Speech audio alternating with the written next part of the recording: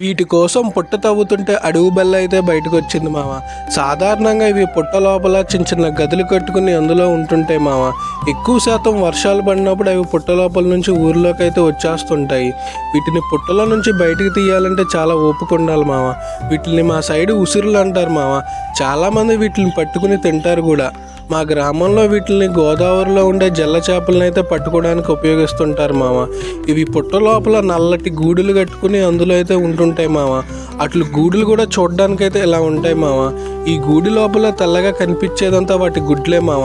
ఎప్పుడైతే ఈ గుడ్లు పెట్టడం పూర్తవుతుందో అవి బయటకు వచ్చి ఒక రోజుండి చచ్చిపోతుంటాయి మామ. వీటిని పుట్టలో నుంచి బయటికి తెస్తుంటే చాలా మటుకి నా చేతుల మీదే పాకుతున్నాయి మామ. ఇంకా వీటిని పట్టుకుని అయితే ఈ డొక్కులో వేసాను. ఒక పుట్ట తవ్వితే మాకు ఇన్ని దొరికినాయి మామ. ఈ లోపు అడవి బెల్ల అయితే బయటకు వచ్చింది మామ. దీన్ని దూరంగా చూసినప్పుడు ముసలి పిల్ల అనుకున్నాను. దగ్గరగా చూస్తే అర్థమైంది మామ ఇది అడవి బెల్లని. చూడడానికి నల్లగా ముళ్ళ ముళ్ళు వేసుకుని ఉంటుంది మామ.